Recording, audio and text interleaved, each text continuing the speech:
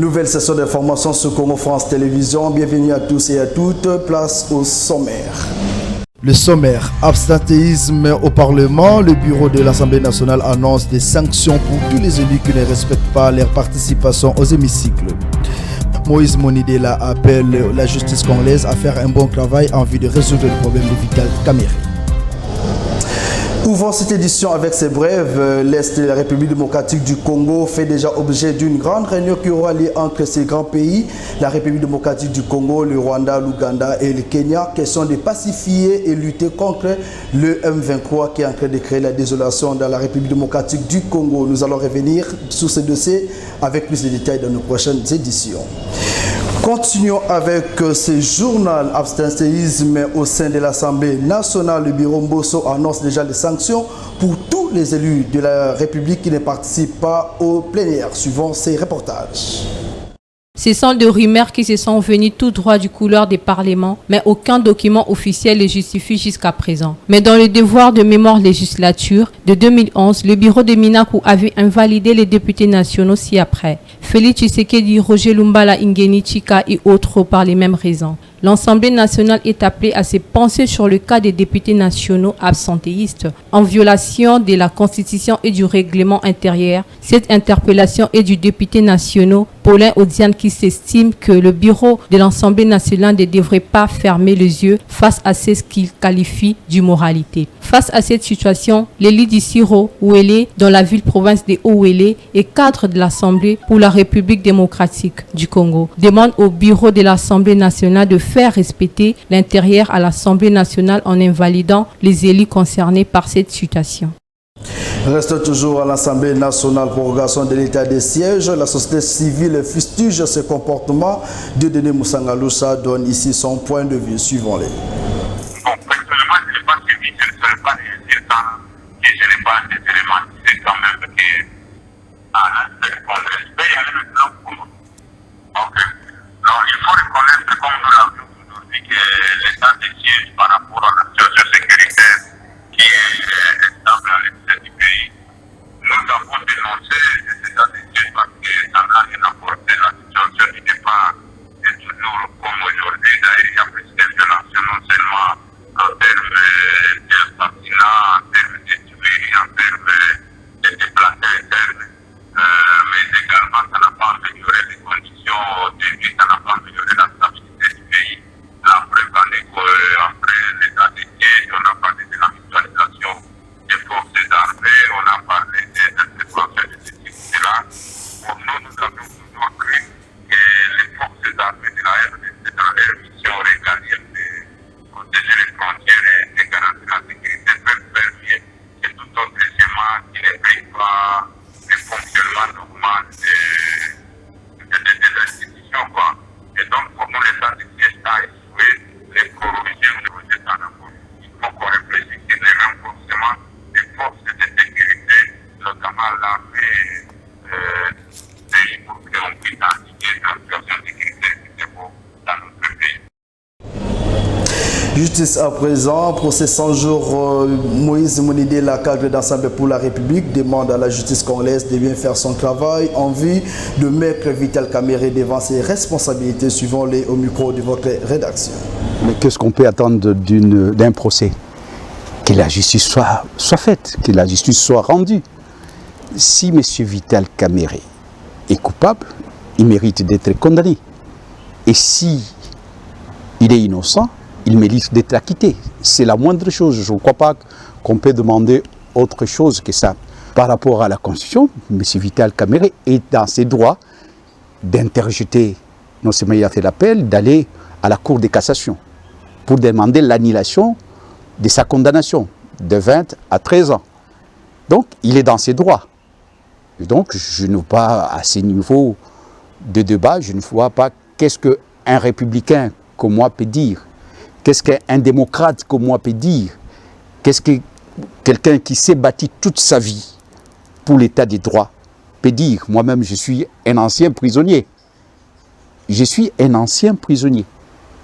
Je connais ce que c'est la justice de notre pays, qui à l'époque de Kabila était instrumentalisée. La justice, c'était l'instrument pour réprimer, pour arrêter, pour torturer. Alors que la justice, elle est l'élimination. Mais maintenant, ma crainte, c'est que nous sortons de la théâtralisation, de l'instrumentalisation de la justice à la théâtralisation de celle-ci. C'est par rapport à la vision du chef de l'État, et moi, j'étais qu'un simple exécutant. C'est ça la défense du président Kamere, du directeur des cabinets Kamere à l'époque, et c'est ça sa ligne de défense. Et je crois que, bon, je ne dis pas qu'il avait raison, mais il y avait quand même des éléments qu'il faut demain ou aujourd'hui que les juges puissent s'appesantir là-dessus, parce que c'est ça sa ligne de défense. Coopération RDC-Tanzanie, le nouveau consul récemment nommé a présenté ses civilités au ministre provincial des Infrastructures, Urbanisme et Habitat à Lubumbashi. Suivant ces reportages de nos confrères de Lubumbashi. Nouvellement nommé à la tête du consulat de la Tanzanie à Lubumbashi, Célestine Kakele est venue présenter ses civilités au ministre provincial des Infrastructures, Miguel Katan-Kachala. Au cours de leur échange, les deux personnalités se sont entretenues sur la collaboration entre la Tanzanie et la province du Haut-Katanga dans le domaine des infrastructures. So today was the time to meet the Minister for Infrastructure. Et aujourd'hui était le jour de l'audience avec le ministre des Infrastructures. So basically it was a courtesy call meeting. Voilà, on peut dire que c'était juste pour une prise de contact et présentation des civilités. But it was also an opportunity to discuss some issues with the minister. Mais c'était aussi une opportunité pour moi de discuter certains sujets avec son excellence. Most importantly on areas that we can work together in terms of cooperation between Tanzania and DRC, particularly the Haut-Katanga province. Beaucoup plus précisément sur des discussions relatives à des affaires et des partenariats bilatéraux entre les deux pays, mais aussi particulièrement avec le Haut-Katanga. Le gouvernement du Haut-Katanga, qui dirige Kabula Katwe, est ouvert à toute collaboration pour le développement de cette province afin de concrétiser la vision du chef de l'État, Félix-Antoine Tshisekedi Tshilombo. Qu'est-ce qui cache la rencontre entre Paul Kagame et Denis Sassou Nguesso au Congo-Brazzaville? Nous allons prendre les détails dans ces récits qui nous est présenté par Divine Mbala. 12 000 hectares de terres agricoles vont être mis à la disposition du Rwanda dans 3 départements de la République du Congo. C'est l'une des principales résolutions prises en vertu des accords conclus entre les deux États au terme de la visite officielle du président rwandais Paul Kagame et ses ministres des Affaires étrangères et des Finances du 11 au 13 avril 2022 en terre congolaise. Le leitmotiv de la visite de Kagame au Congo, c'est pour venir justement signer ces accords. On parle de la cession de pratiquement 12 000 hectares de terre, mais aussi surtout le contrat qui est, n'est-ce pas, attribué au holding Crystal Venture. Et on parle quand même de plus de 110 milliards de francs CFA qui sont versés par Kigali pour donc racheter les zones industrielles de Maluku. La République du Congo compte 10 à 12 millions de terres arables, dont moins de 5% sont exploitées pour une agriculture vivrière. Par ailleurs, les deux chefs d'État ont assisté aux signatures de 2 accords, 3 protocoles, 2 mémorandums d'entente et une convention de concession dans le domaine agricole. Les attentes, le Rwanda voudrait bien capitaliser cette expansion et ce hub qu'il vient de créer au Congo-Brazzaville. Je vous rappelle que la seule ambassade qui existe pour beaucoup de pays en Afrique centrale, en dehors de Kinshasa, c'est Brazzaville. Donc Kagame est un peu stratégique, a compris que le Congo peut être le hub à partir duquel il peut mener ses affaires en direction de l'Afrique centrale, mais aussi, pourquoi pas, de l'Afrique tout entière. Paul Kagame et Denis Sassou Nguesso ont demandé à leurs gouvernements respectifs de s'activer à l'élaboration des plans d'action pour débuter l'exécution des accords qui ont été conclus. Le chef d'État rwandais a achevé son séjour en République du Congo par la visite des sites culturels, industriels et agropastoraux à Oyo dans le département de la Cuvette. À travers cette visite, les deux chefs d'État veulent désormais démontrer le potentiel de la coopération Sud-Sud au service du développement de l'Afrique. Insécurité à l'est de la République démocratique du Congo. La police nationale congolaise du Nord Kivu annonce l'arrestation de quelques criminels qui créent la désolation dans la vie des paisibles citoyens. Suivant ces détails dans cet élément qui nous est proposé par nos correspondants.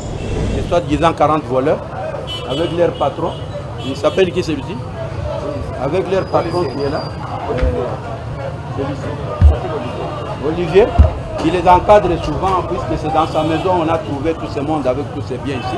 Et pour vous dire que la police fait son travail, nous n'avons pas l'habitude quand nous avons arrêté vraiment de faire écho dans des médias non plus. Mais nous pensons le faire cette fois-ci puisque c'est le groupe de soi-disant 40 voleurs avec des motos que vous voyez là-bas. Là où on les a retrouvés, on les a arrêtés dans les forts Chabrol avec des motos et tous ces biens volés par ces groupes. Avec les douilles qui se sont échangés des tirs avec nos patrouilleurs la nuit. C'est vous dire que la police ne peut pas encore vous rendre un très bon service lorsque la police a la mobilité. Puis hier, on nous a appuyés par l'armée avec combien de jeeps? Avec 5 jeeps de l'armée qui nous ont appuyés. Voilà pourquoi nous sommes parvenus à mettre la main sur ces malfrats. Les jeeps les ont suivis à 2 h du matin pour mettre la main sur ces gens. Votre police est capable de beaucoup faire. Mais quand la police manque de mobilité, ça pose problème. Voilà que l'armée nous vient hier avec 5 jeeps. Et voilà, nous sommes arrivés quand même à neutraliser ces malfrats. Chaque fois vous parlez à Goma, 40 volets, 40. Ce sont des jeunes gens et qui restent à Kitoukou. Pour certains à Yimbi. Voilà un peu cet échantillon. Que vous puissiez en relayer auprès de la population qu'ils comprennent que la police est à la trousse des malfaiteurs. Pas penser que la police coalise avec les malfaiteurs, pas du tout. Un policier de l'État, il est là pour sécuriser la population et c'est bien. La population doit nous aider par des informations. Puis ces gens ne restent pas au ciel non plus. Ces gens restent avec vous à la cité. Ils sont voisins. Mais quand leur mouvement est suspect, la population doit nous dire. Les voisins et les autres doivent nous dire. Nous, la police, on saura remonter. Mais quand la population aussi reste muette, et quand ils mettent des forfaits, ça se marque que la population commence à parler. Comprenez un peu. Hein? Les policiers tels qu'ils sont, j'ai toujours dit, c'est avec l'appui de la population, le concours de la population, que la police paie beaucoup. Puisque 80% des informations que nous recevons nous viennent de la population. Autrement, une population qui ne donne pas d'informations, ça devient compliqué. La police travaillera à l'aveuglette. Voilà un peu ce que j'ai toujours dit. Que la population puisse, pour sa propre sécurité aussi, nous dénoncer les gens au mouvement suspect. Et là, je crois que votre police fera du bon travail sans problème. Parlons économie à présent. Faible taux d'approvisionnement en carburant dans la République démocratique du Congo, précisément dans la ville-province de Kinshasa. Le conducteur déplaît la situation et s'étonne de l'augmentation de prix dans les différents lieux de service d'essence. Suivant ces constats de Bénédicte Toumba. Le prix de 5 litres de carburant s'est négocié ce samedi 16 avril dans la ville-province de Kinshasa entre 10 450 et 14 500 francs chez les vendeurs selon les différentes stations de service. Cette montée du carburant sur le marché rend instable le prix de transport aux chauffeurs de taxi, notamment les chauffeurs de moto, communément appelés Wiwa, qui l'augmente jusqu'à 1500 francs alors que les chauffeurs de bus laissent le prix jongler entre 500 francs et 1000 francs vers 1500 francs selon les heures. On a les campagnes sociales, on a la sécurité, on a le transport. Transport, les chauffeurs, on a les campagnes demi-terrain. Transport, on a les matines, on a commencé à transport 1000 francs, 2000, 3000. Il faut ministre du transport, ça la casse, ça la baisse. Abi nous avons déjà transport, on a contrôlé, on a chauffeur, on a biso mambe, on a faire souffrir biso. Nous sommes en train de faire un peu ministre du transport est capable. Avant le logo va changer, on sait le logo monter. Jusque là, le transport est matézo varié. Il y a des logos mobilisés. Faut na logo. On a les camboga qui transport et à logo et bien moussalade. Notons que le ministre de l'économie nationale informe le public de la signature de ce vendredi 15 avril 2022 des arrêtés portant fixation du prix des produits pétroliers dans toutes les zones d'approvisionnement du pays, ouest, est et sud. À cet effet, le prix des carburants à la pompe sont fixés de la manière suivante. Zone ouest, essence, 2195, gasoil, 2185, pétrole, 1800 francs par litre. Zone est, essence, 2650, gasoil, 2600, pétrole, 2150 francs par litre. Zone sud, essence, 2695, gasoil, 2690, pétrole, 2250 francs par litre. Dans le souci de nourrir sa population et de l'ouvrir aux autres peuples, la République démocratique du Congo se dote d'un engin susceptible de booster son économie, suivant ces reportages. Désormais, la République démocratique du Congo dispose d'un nouveau pont flottant pouvant rouler et transporter des conteneurs en provenance du port de Douala, Togo et Lagos jusqu'à Bangui et emprunter ainsi la route Zongo, Libenge, Gemena, Akula jusqu'à Kinshasa. Construit à Kinshasa par Oriental Road and Construction, ORC en cycle, une société de droit congolais, le bac Zongo a été mis à flot au majestueux fleuve Congo dimanche 17 avril 2022. Il est midi lorsque ce nouvel engin flottant quitte les chantiers pour l'eau. À son bord, différentes personnalités venues de la présidence, de l'Office des routes ainsi que celle d'Oriental Roads and Construction. L'objectif de cette randonnée fluviale, l'essayage de navigation du bac Zongo sur ce fleuve. Construit avec la main-d'œuvre 100% congolaise, cet engin flottant pimpant neuf a une capacité de 50 tonnes. Il peut prendre une dizaine de véhicules légers, il peut prendre un camion avec remorque. Il n'y a pas de souci. Alors jusque-là, tous les essais que nous faisons sont bons. Et je crois que bientôt, le bac sera remis à l'Office des routes pour être acheminé à Zongo. Les chargés de mission du président de la République, qu'il a également constaté pendant la randonnée, s'est félicité de la qualité de l'ouvrage. Pour sa part, le DG de l'ERC a exprimé sa gratitude à l'endroit de l'Office de route pour sa collaboration et son accompagnement technique pendant la construction de cet engin dont il est l'utilisateur. On doit féliciter l'Office de route également qui a eu l'occasion de nous former. Aujourd'hui, nous démontrons que c'est une école, mais une école qui crée une autre entreprise. Nous sommes la petite sœur maintenant de l'Office de route, nous ORC. Nous, agents de chantier, nous nous considérons comme des léopards.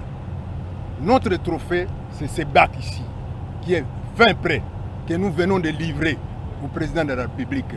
Et nous attendons du président de la République qui nous donne du travail. Le bac Zongo vient ainsi concrétiser la promesse du chef de l'État, Félix-Antoine Tshisekedi Tshilombo, faite à la population de Zongo pendant sa visite dans ce coin du pays en décembre 2019. Il permettra non seulement la migration des populations congolaises et centrafricaines sur la rivière Ubangi, mais aussi le commerce transfrontalier et divers échanges pour le développement de cette partie du sud Ubangi. C'est bien la fin de cette session d'information. Avant de nous séparer, place au rappel d'éthique. Abstentéisme au Parlement, le bureau de l'Assemblée nationale annonce des sanctions pour tous les élus qui ne respectent pas leur participation aux hémicycles. Moïse Monidela appelle la justice congolaise à faire un bon travail en vue de résoudre le problème de Vital Kamerhe.